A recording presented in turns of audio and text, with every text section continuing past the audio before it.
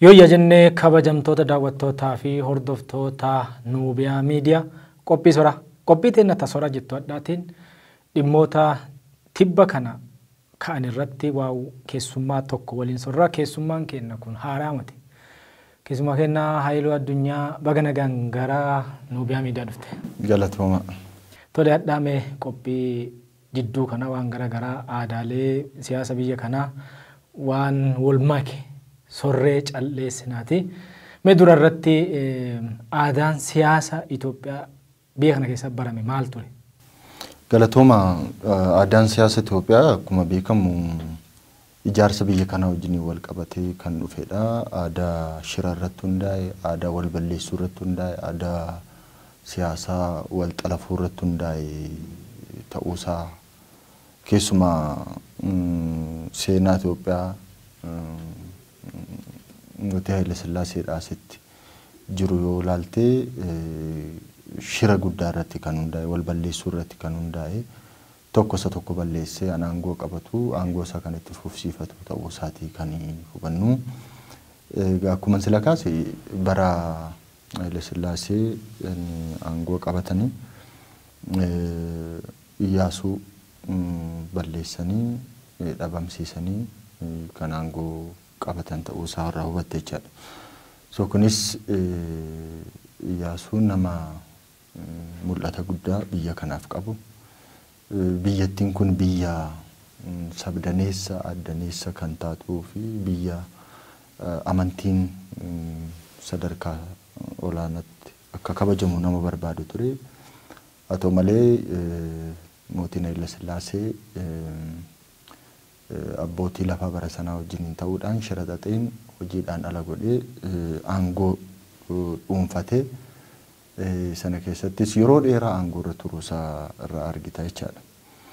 Ammas deebi'ee 1970 keessa akka lakkoofsa faranjiitti bara Haile Sillaaseen aangoo irraa bu'u dargiinis aangootti dhufee keessumaa qabsoo barattoota yeroo sana lafti kan qonnaa bulaa ta'uu, mirgi sabaaf sablammootaa kun haa kabajamu, dimokiraasiin biyya kana keessatti haa dhufu jedhanii qabsaa'anii qabsoo sana dargiinis dhufee hamma ajjeesee kaan hidhee abbootii aangoo Haile Sillaasee bara sana 60 naannoo 60tti 58 ta'an ajjeesee aangoo qabatee adeemsa keessa immoo namootuma isa wajjiniin turanis dhabamsiisee kan akka jeneraal Amdoon kana karaa dhimmi Eertiraa karaa nagaan haa furamu jedhamu kana dhabamsiisee Axnaafuu Abaatee ajjeesee Tafarii Bantii dhabamsiisee jeneraalota bara sana jiran hunda isaanii dhabamsiisee aangoo isaa to'atee itti fufee jechaadha. Wal mancaasuu wal balleessuun akka itti fufee argita jechaadha kana keessa. Dargiin kufees gara bara Ihaadig aangootti dhufees waan dargiin hojjete hunda mancaasee balleessee akkuma Haile Sillaasee dargiin balleessee Ihaadigis immoo waan dargiin hojjete hunduma isaa balleessee zeeroo irraa ka'ee raayyaa ittisa biyyaa diigee raayyaa ittisa biyyaa mataa isaa hundeeffatee caasaa nageenya hunda diigee caasaa nageenya mataa isaatiin bakka buufatee aangoo qabatee jechaadha. Erga aangoo qabatees humnoota siyaasaa tokko lamaan balleessee ABO akkuma ati beektu mootummaa ce'umsaa keessaa baasee humnoota kaanis akkasuma ari'ee achas deebitee wayyaaneen erga humnoota kana aangoo irraa ariitee booda gara keessaatti deebitee mallas namoota isa wajjiniin turan kaan mana hidhaatti kaan biyyaa baasee balleessee aangoo isaa qabate jechaadha. So wal balleessuu wal mancaasuun tokko aninnis tokko hojjete dhabamsiisuun kan jedhu kun aadaa siyaasa Itoophiyaa keessatti kan dhufee as ga'e ta'uusaa irraa hubatta. Wal mancaasuu kan jedhamu kana irraa hubatta. Haile Sillaasee dargii hanga dhufee wayyaanii ga'utti aadaan siyaasaa isaa kana keessa kan darbe ta'uusaa kanaanis istaabilishdi ta'ee ijaaramee as ga'uusaati kan itti hubattu kanarra. Bareeda. erga jijjiiramni kun dhufe dhiyeenya kana keessattuu erga Oromoon sabaaf saba lammoota garaagaraa wajjin qabsa'ee sirna wayyaanee kana erga wayyaanee darsasii guurachiisee meeqlee galcheen booda aadaan siyaasa Itoophiyaa maal fakkaate mee akkamitti jijjiirame? Asirratti wanti gaariin yaadama haaraadha. Yaadama haaraa akkuma sila kaase wal balleessuu, wal mancaasuu, biyyaa wal baasuu kan jedhamu kun aadaa siyaasa Itoophiyaa keessatti yeroo dheeraadhaaf ijaaramee as ga'edha. So Dr. Abiy garma aangootti akka dhufaniin yaada araara jedhu, tokkummaa jedhu, dhiifama jedhu kana qabatanii dhufanii jechaadha. Kun seenaa aadaa siyaasa Itoophiyaa keessatti waan hin baratamne. Tokko isa tokko balleessaa malee dhiifama walii gooneet waan gaarii kaleessa ture. Bara Haile Sillaasee isaa ta'u, bara Dargii isaa ta'u waan gaarii biyya kana itti fufsiisna. Waan badaa ta'e immoo waan qajeelloo hin taane immoo sirreessinaa kan jedhu falaasama akkasii kana keessatti dhufe jechaadha. Kanaaf waliin balleessinuu, waliin mari'annaa. Yaadaan wal falminaa. Qawweedhaan waliin ajjeesnu. Yaadaan yaada ijaaraa gamaa gamanaan finnee biyya kana ceesisna kan jedhudha. Kanaaf warra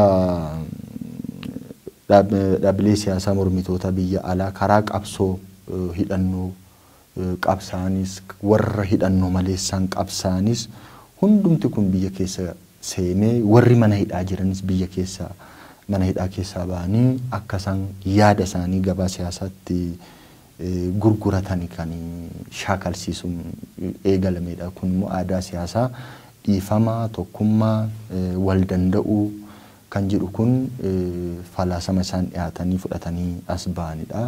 Falaasamni kunii fi inni dura jiru gidduutti wal fudhannaa dadhabame. Amma doominaantilii kan wal baramaa dhufe isa wal balleessuu, isa wal ajjeesuu, caasaa isa tokko diigee kan isaan bakka buufatudha malee kaan inni ammaa kun wal danda'uu, waan gaarii fufsiisuu, waan badaa sirreessuu han jedhamu kun hin baratamne waan ta'eef asitti aadaa siyaasaa lamatu walitti dhufee jechaadha asitti. Kanaaf burjaajiin uumame amma uummannis kan inni baree biyyi kunis kan ittiin ijaaramte as geesse wal balleessuu sana waan ta'eef gaafa gara dhiifamaatti, gara wal danda'uutti, gara bal'inaatti ennaa deemu akka waan mootummaan hin jirreettis qaamni siyaasonni kaanis uummanni bal'aan kaanis immoo akka waan mootummaan hin jirreetti ilaalamee burjaajii uume jechaadha. Confusionii uume. Political culture inni dura jiru isa haaraan inni haaraan immoo dhaawataan bakka isa duraa bu'uudhaaf waan deemaa tureef aadaa siyaasaa haaraatu dhufe jechuun hin danda'ama jechaadha. Kan institutioniin haaraa ijaaramee hin jiru kanuma duratti hojimaataan, ilaalchaan, ijaaramaan kan hooggansaan jijjiiramuudhaaf kan ta'e biyyis immoo akka itti ijaaramte waan ta'eef zeeroo irraan kaanu yeroo hundumaa kan jiru ilaalama akkasii haaraa dhufee biyya kana keessatti jechuu dandeenya. Jijjiirame aadaan siyaasaa Itoophiyaa keessa turte duraan ta'u wal balleessuu, ta'u wal ijjeesuu, yaada wal falmaa ta'anii waliin falmuu dhabuu wal balleessuu ture. Erga jijjiirame kun dhufe ammoo yaada moo wal falmuu waan gaarii fudhachaa waa hantuu hambisaa ture. Mee jijjiirama dhiyeenya kana dhufe keessattuu falaasama Edi'amuu muummicha ministeera Dr. Abiy Ahmed wajji asii ba'e wajji wal qabate sirna gadaa Oromoo wajji hariiroo inni qabu akkamiin ilaalta? Hariiroon yaadamni Edi'amuu duudhaa biyya keessaa bada keessumaayyuu duudhaa Oromoo wal qabatudha jechaadha. Kana maaliin ilaaltaa yaadamni Edi'amuu falmiitti hin amanu, mariitti amana. Sirna gadaa Oromoos yoo fudhattee ilaalte mariidha, falmii miti. Falmii keessa mo'aaf mo'atamaatu jira. Marii keessa garuu furmaata jira, walii galteetu uumamaa jechaadha. Kanaaf falaasamni Edi'amuu falmii itoo hin taane mariitti amanaa. Kana keessatti marii keessatti yaannumti murna xiqqaallee hin kabajama, hin dhaggeeffatama, hin hammatama jechaadha. Malee waan bal'ina qabuuf waan olaantummaa qabuuf warra murna xiqqaatti kan fe'u miti jechaadha. At least yaada murna xiqqaallee saba xiqqaasaa ta'u lakkoofsaan xiqqaa ta'eesaa ta'uu ilaalcha keessa kan galchedha jechaadha. Kanaaf sirna gadaa Oromoo keessattis yoo taa'amee gumiin taa'eet mari'ata. Mari'ateet walii gala jechaadha. Qabxiin waliigaltee isaa qabxii hunda fedhii fi dantaa hundaa hammate waan ta'eef mari'atama. Kanaaf waliigaltee irratti hundaa'e jechaadha. Tokko kana. Lammaffaa sirna gadaa Oromoo keessatti wal balleessuun hin jiru. Wal balleessuun hin jiru. Falaasamni ida'uullee akkasuma jechaadha. Wal balleessuu otoo hin taane mari'annee waliigaltee biyyaalessaa uumuu hin dandeenyaan jedhu qaba. Kanaaf sirna gadaa Oromoo falaasama ida'amuu achi keessaa waraabamuusaa in argita jechaadha. Sirna gadaa Oromoo keessatti kan gadaan tokko hojjete itti dabalta malee gadaan kaan yoo dhufe hin diigu. Waan gadaan kaleessaa aangoorra ture tokko hojjete ati immoo itti dabaltee fooyyessitee hojjetta jechaadha. Kanaaf kunis maal jedha? Waan gaggaarii kaleessa qabnu kan ammoo cimsinee jabeessinee itti fufnaa jedha. Kanaaf basically karaa falaasama isaatii yoo ilaalte fudhatte falaasamni ida'amu sirna gadaa Oromoo keessaa kan waraabamee bahe ta'uu isaati. Duudhaa biyya keessaa kan jedhu kanarratti waraabamee baha. Falaasamni ida'amu duudhaa keenya ganamaatti haa deebinuudha. Argite duudhaa keenya ganama. Duudhaan keenya ganamaa eessu gadaadha jechaadha. Gadaan maal qaba? Waan hundaa'u madaalaan laala. Uumaaf uumama gidduu, namaaf bineensa gidduu, lubbu qabeeyyii kana gidduu madaala isaatiin dha. Kunis sirni falaasamni ida'amus akkasuma waa hundi madaala isaa eegee deemuu qaba an jedhu yaadama akkasii qaba. Kanaaf sirna gadaa Oromoo keessaa bahee kan nu jechisiisuuf tokko kanadha jechaadha. Yaadamni isaa hundumti isaa falaasamni isaa as keessaa ba'uusaa kan si agarsiisu. Naannoo kunuunsi jedha sirni gadaa Oromoo. Kunis falaasamni ida'amus badhaadhina milkeessuudhaaf naannoon keenya eegamee dhaloonni itti aanus fedhiin fi dantaan dhaloota itti aanus eegamuu qaba. Asiis sirna gadaa Oromoo yoo fudhattee ilaalte fedhii fi dantaa dhaloota har'aan eegsisa kan boriis akkasuma ta'uu miidhiin deema jechaadha. Kanaaf sirni gadaa Oromoo fi falaasamni ida'amu akkaataa itti inni aangoo laalurraa yoo kaates aangoon wal balleessuudhaan argamuu hin qabuudha. Kamtu sirni falaasama ida'amu akkas jedha. Sirni gadaa Oromoos kan barsiisa jechaadha. Duudhaa keenya galmaatti haa deebinu jechuun tokko kana. Falaasamni ida'amu gama tokkoon duudhaan, safeeffannaan, aadaan cabeera waan ta'eef inni sun suphamuu qaba jedhee amana jechaadha. Asiis immoo safuuf safeeffannaan duudhaan Oromoo keessaa tokkodha jechaadha. Kanaaf sirni tokko uummanni tokko akka uummataatti itti fufuudhaaf safuu aadaa duudhaasaa eeggatee yoo itti fufe malee akka sabaattuu itti fufuu hin danda'udha sirni gadaa Oromoo. Kanaaf sirni yaadamni ida'amu sirna gadaa Oromoo keessaa akkaataa itti naannoo kunuunsu soo ilaalte akkaataa inni itti aangoo walirraa fuudhuudhaaf deemu soo ilaalte mariitti amanuu isaarraa fudhattee yoo ilaalte sirna gadaa Oromoorraa duudhaa gadaa Oromoorraa kan waraabamee bahuusaa si agarsiisa jechaadha. Biyyi tokkos kan guddattu immoo duudhaa biyya alaa ekspoorti ta'ee yookaan impoorti ta'ee fudhatamu too taane duudhaa hawaasa sanaa ilaalcha keessa galchee biyyi kan guddattu kanaan jedhee amana waan ta'eef sirni gadaa Oromoo jaarmiyaa ijaaruutti amana.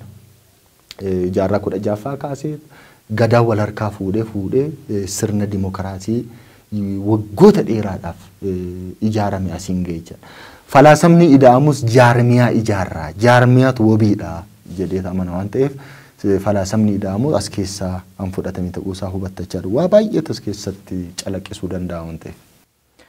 Bareeda kaasaa turre jechuudha. Kaasaa turte keessattuu aadaa siyaasaa Itoophiyaa bara Haile Sillaasee irraa kaatee hanga har'aa ida'amu yookiin hanga paartii badhaadhina hundeeffama paartii badhaadhinaatti jechuudha. Paartii hundeeffama paartii badhaadhinaa kana keessatti jechuudha aadaalee siyaasa Itoophiyaa durii hambisaa gaarii fudhachaa dhufee jechuu jalqabe badhaadhinni imala waggaa lamaffaa ce'ee jiraati. Mi'as keessatti imalli paartii badhaadhinaa maal fakkaataa? Qormaanni achi keessa turan hoo maal fakkaata? Gaariidha. Akkuma silasiin jedhe aadaa siyaasaa kan dulloomaa ta'e kan duraa wal shira irratti hundaa'ee fi aadaa siyaasaa haaraatu jijjiirama kana keessatti waliin dhufe jechaadha. Aadaa kan durii kan shira irratti hundaa'e wal balleessuu irratti hundaa'e kan tokko isa tokko ajjeesee aangoo qabachuu bare fi ilaalama haaraa yaadaan tarsiimoodhaan waan gaarii babal'isuudhaan waan kanaan dura immoo jal'ataa ta'e yookaan sirraa hin taane sirreessuudhaan biyya kana haa ijaarru kan jedhutu aadaa siyaasaa lama wal dhufe biyya kana keessatti waggoota lamaan darbaniif konfiizinii uumaa ture jechaadha.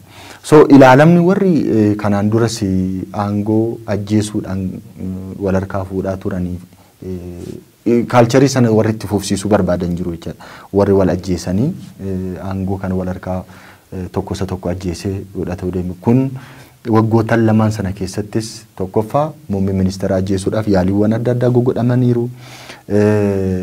Naannoo Amaaraa keessattis immoo wal ajjeesamee jira aangoo wal harkaa fudhachuudhaaf jecha kun hundumtuu itti fufiinsa aadaa siyaasaa kaleessaati.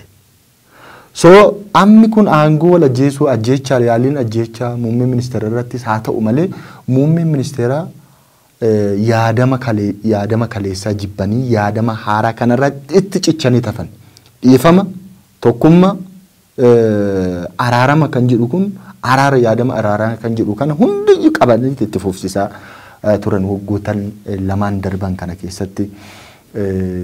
Kana keessatti qormaanni paartii badhaadhinaa keessumaa Addawaawii diiganii paartii badhaadhinaa hundeessuun qormaata olaanaa ture jechaadha. Maaliif murnoonni humna dantaa isaanii Addawaawii keessatti kabachiisuu baran aadaa siyaasaa kana wajjiniin baratanii deemuudhaaf baay'ee kan rakkatan yoo paartiin guddaan kun uumame immoo hattummaa kaleessa baran sana itti fufsiisuudhaaf waan hin dandeenyeef qormaata kana keessa turamee jira jechaadha. Ijaaramni isaas yaadamni isaas wal ajjeesuu irratti kan hundaa'e waan ta'eef amma erga paartiin badhaadhinaa dhaabatee asitti yaadni falaasamni ida'amuu gaaffii Oromoon deebisuu hin danda'u kan jedhu keessumaa hooggantoota keenya gidduutti kan uumame ta'uu isaa hubattaa jechaadha. So falaasamni ida'amuu in ta'u erga jedhame okay yaadni kanaan immoo wal morkuu danda'u immoo dhiyaachuu qaba kan jedhu ejjennoo akkasii calaqqisiisaa ture keessumaa Dr. Abiy biratti kan jiru falaasamni ida'amuu biyya kana hin ceesisa badhaadhina biyya kana hin mirkaneessa sabaaf sablammoota hin hammata sirna federaalizimii dhugaa lafa kaa'a Itoophiyaa jabduu sabaaf sablammootaan faayamte beekamtii kan kennu amantaaf beekamtii kan kennu garuu tokkummaa biyya kanaa immoo tiksee kan deemu danda'u roodmaappii jijjiiramni kun ittiin hoogganamu barreessanii sana keessaas immoo sagantaan paartii badhaadhinaa bocamee sagantaa sana keessaa immoo tarsiimoon bahee ittiin hoogganamaa jira jechaadha. So kanaan akkuma falaasamni kun lafa qabataa dhufeen namoonni keessumaa jaalleelammaa wajjin wal qabate falaasamni kun hin baasuu kan jedhuu fi riizarveeshinii mataa isaanii qabaachaa dhufanii jechaadha.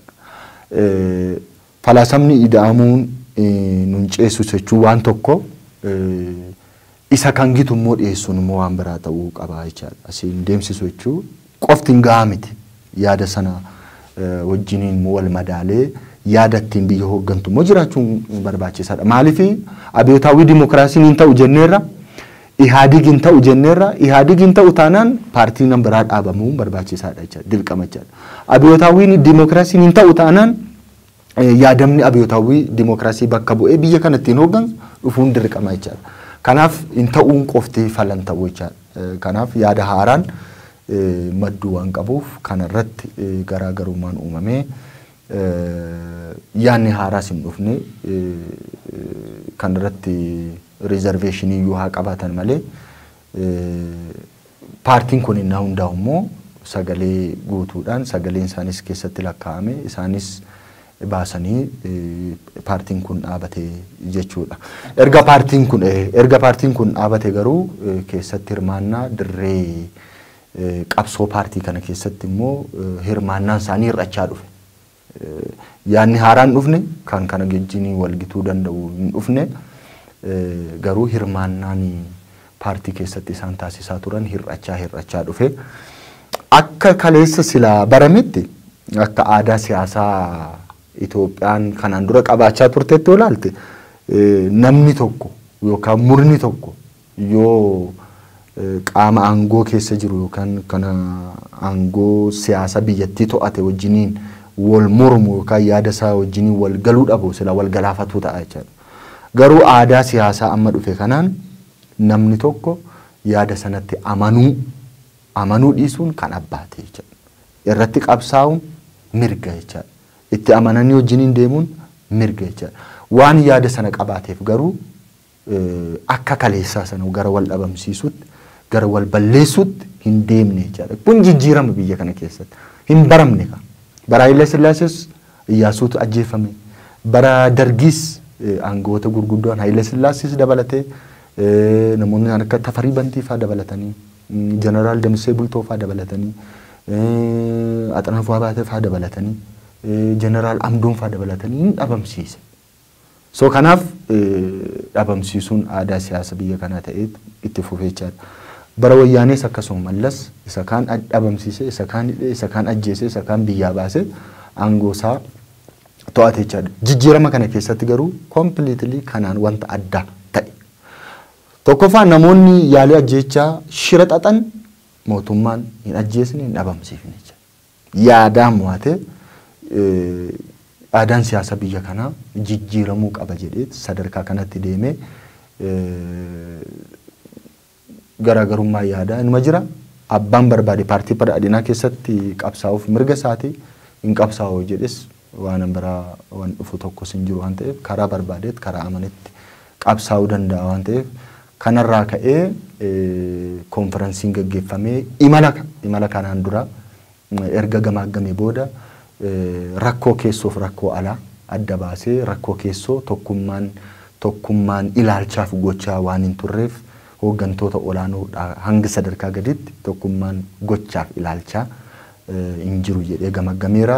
Hooggantoonni bakka lama dhaabatan jiru jedheera. Kanaanis ilaalee abbaa abbaatti godheera jechuudha sirriitti ilaalee. Kanaaf hooggantoota bakka lama dhaabatan hayyaadama falaasamaa fi imaammata paartii kanaatti hin amanne jedhee isaan kun itti seera jechuudha. Keessumaa namoota sadii koree giddu galeessa paartii badhaadhinaa kana keessa akka isaan itti fufan murtoo irratti dabarsee jira jechaadha. Kana jechaan namoonni kun yaada isaanii ilaalanii karaan kaleessa isaan irra deeman dogoggora ta'uu amananii dhiifamaa gaafatanii deebi'uu hin danda'u jechaadha. Yaada isaanii ilaalanii deebi'u. Yoo kanaachi lakki yoo jedhanis karaa mirga isaanii karaatti amananii qabsaa'uu danda'u jechaadha. Paartii dhaabbatanii karaa barbaadaniinis qabsaa'uu akka danda'an dabarseera. Namni yaada kanatti hin amanne garuu akka paartiitti kana keessa deemuudhaaf hin rakkata waan ta'eef sadarkaa kanatti ilaala. Sadarkaa lammaffaatti hattummaadha. Hattummaan waan kaleessa wayyaanirraa jibbaa turre hooggansi hattummaa keessattis hirmaannaa godhu jira waan ta'eef kunis hattummaan itti fufuu hin danda'u waan ta'eef hooggansoota yaanni hattummaa irratti ka'e sanas qoratamee haa dhiyaatu jedhee koree dhaabee qorannoonis gaggeeffamaa jira waan ta'eef qormaanni keessaaf alaa irra ture. Qormaata karaa alaa yoo ilaalle ABO Shanee TPLF KFO keessumaa hooggansoota KFO tokko dabalatee humna alaa biyya Ijiptiinis dabalatee isaan kun qormaata alaa paartii badhaadhinaa fi jijjiirama biyya keenyaa ta'anii kan itti fufan. Jijjiiramni kun qormaata keessaaf alaan haa mudatu iyyuu malee mo'aa dhufee sadarkaa kanarra ga'eera waan ta'eef ammas boqonnaa haaraadha jechaadha. Paartii kana jabeessuu keessatti boqonnaa haaraa keessumaa warra keessa taa'anii paartii kana dadhabsiisan haninni of keessaa qulqulleessee baasaa jiruu fi qaamota alaa ta'anii qormaata ta'anis olaantummaa seeraa kan itti kabachiisaa jiruu fi biyyi kun olaantummaan seeraa akka itti kabajamu taasisuudhaaf immoo hojii guddaa baratti hojjetamee fi biyyi keenya paartii jabaa sirna dimokiraasii jabaa ijaaruudhaaf imala haaraa boqonnaa haaraadha jechuudha. Paartii badhaadhinaafis biyya keenyaafis boqonnaa haaraa ta'uusaa irraa hubatta jechaadha. Gamaagamni isaa injifannoowwan qormaatilee fi kallattii gara fuulduraa kaa'ee kanaan goolabuu san raawwatta. Tole keessummaa kennaa gaaffilee hadhaaf jennee fi qophii hadhaaf jennee tasorree calleessinu tanumaan raawwanne yeroo biraa keessummaa kenna taatee akka dhuftu addii qannaati tadhaa tanumaan raawwanne horii buli. Galatooma. Kabajamtoota daawwattootaa fi hordoftoota teennaa qophii teennaa tadhaa tanumaan hobbaanye qophii biraatii hanga walitti deemnutti horaa bulaa baraadha.